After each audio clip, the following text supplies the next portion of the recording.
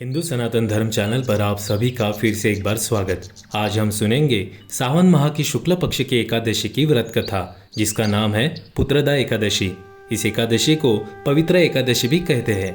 पुत्रदा एकादशी व्रत करने वाले व्यक्ति को पूजा के बाद श्रावण पुत्रदा एकादशी व्रत की कथा जरूर सुननी चाहिए। ऐसा करने से व्रत पूर्ण होता है और मनोकामनाएं पूरी होती है। अब आप शांतिपूर्वक इसकी कथा सुनिए। इसके सुनने मात्र से ही वाजपेयी यज्ञ का फल मिलता है। द्वापर युग के आरंभ में महिष्मती नाम की एक नगरी थी, जिसमें महिजित नाम का राजा राज्य करता था। लेकिन पुत्रहीन होने के कारण राजा को राज्य सुखदायक नहीं लगता था। उसका मानना था कि जिसकी संतान ना हो उसके लिए ये लोक और परलोक दोनों ही दुखदायक होते हैं। पुत्र सुख की प्राप्ति के लिए राजा ने अनेक उपाय किए, परंतु राजा को पुत्र की प्राप्ति नहीं हुई। वृद्धावस्था आती देखकर राजा ने प्रजा के प्रतिनिधियों को बुलाया और कहा, हे प्रजाजनों, मेरे खजाने में अन्याय से उपार्जन किया हुआ धन नहीं है। न मैंने कभी देवताओं तथा ब्राह्मणों का धन छीना है। किसी दूसरे की धरोहर भी मैंने नहीं ली। प्रजा को पुत्र के समान पालता रहा। मैं अपराधियों को पुत्र तथा बांधवों की तरह दंड देता रहा। कभी किसी से घृणा नहीं की, सबको समान माना है। सज्जनों की सदा पूजा करता हूँ। इस प्रकार धर्मयुक्त राज्य करते हुए भी मेरे पुत्र नहीं है, सो मैं अत्यंत दुख पा रहा हूँ। इसका क्या कारण है?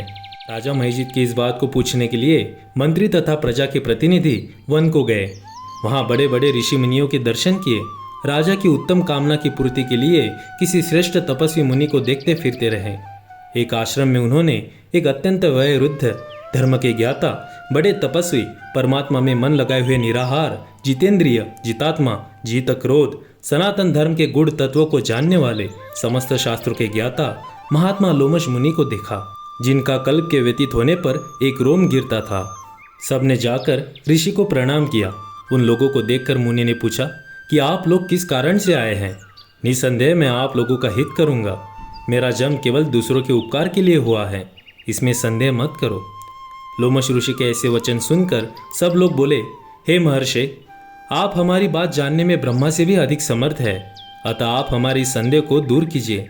महिष्मतीपुरी का धर्मात्मा राजा महिजित प्रजा का पुत्र के समान पालन करता है, फिर भी वो पुत्रहीन होने के कारण दुखी है। उन लोगों ने आगे कहा कि हम लोग उसकी प्रजा है, अतः उसके दुख से हम भी दुखी हैं। आपके दर्शन से हमें पूर्ण विश्वास है कि हमारा ये संकट अवश्य दूर हो जाएगा, क्योंकि महान पुरुषों के दर्शन मात्र से अनेक कष्ट दूर हो जाते हैं। अब आप कृपा करके राजा के पुत्र होने का उपाय बताइए। ये वार्ता सुनकर ऋषि ने थोड़ी देर के लिए नेत्र बंद किए और राजा के पूर्व जन्म का वृत्तांत जानकर कहने लगे कि ये राजा पूर्व जन्म में एक निर्धन वैश्य था। निर्धन होने के कारण इसने कई बुरे कर्म किए। ये एक गांव से दूसरे गांव व्यापार करने जाया करता था। एक समय शुक्ल पक्ष की द्वादशी के दिन मध्याह्न के समय, जबकि वो 2 दिन से भूखा प्यासा था, एक जलाशय पर जल पीने गया। उसी स्थान पर एक तत्काल की ब्याई हुई प्यासी गौ जल पी रही थी। राजा ने उस प्यासी गाय को जल पीते हुए हटा दिया और स्वयं जल पीने लगा। इसीलिए राजा को यह दुख सहना पड़ा। एकादशी के दिन भूखा रहने से वो राजा हुआ और प्यासी गौ को जल पीते हुए हटाने के कारण पुत्र वियोग का दुख सहना पड़ रहा है। ऐसा सुनकर सब लोग कहने लगे कि हे ऋषि, शास्त्रों में पापों का प्रायश्चित भी लिखा है, अतः जिस प्रकार राजा का ये पाप नष्ट हो जाए, आप ऐसा उपाय बताइए। लोमश मुनि कहने लगे कि श्रावण शुक्ल पक्ष की एकादशी को, जिसे पुत्रदा एकादशी भी कहते हैं, तुम सब लोग व्रत करो और रात्रि को जागरण करो, तो इससे राजा का ये पूर्व जन्म का पाप अवश्य नष्ट हो जाएगा। साथ ही राजा को पुत्र की अवश्य प्राप्ति होगी। लोमश ऋषि के ऐसे वचन सुनकर मंत्रियों सहित सारी प्रजा नगर को वापस लौट आई और जब श्रावण शुक्ल एकादशी आई तो ऋषि की आज्ञा अनुसार सबने पुत्रदा एकादशी का व्रत और जागरण किया। इसके पश्चात द्वादशी के दिन इसके पुण्य का फल राजा को दिया गया। इस पुण्य के प्रभाव से रानी ने गर्भ धारण किया और प्रसव काल समाप्त होने पर उसको एक बड़ा तेजस्वी पुत्र उत्पन्न हुआ। इसलिए हे राजन, इस श्रावण शुक्ल एकादशी का नाम पुत्रदा पड़ा। अतः संतान सुख की इच्छा हासिल करने वाले इस व्रत को अवश्य करें।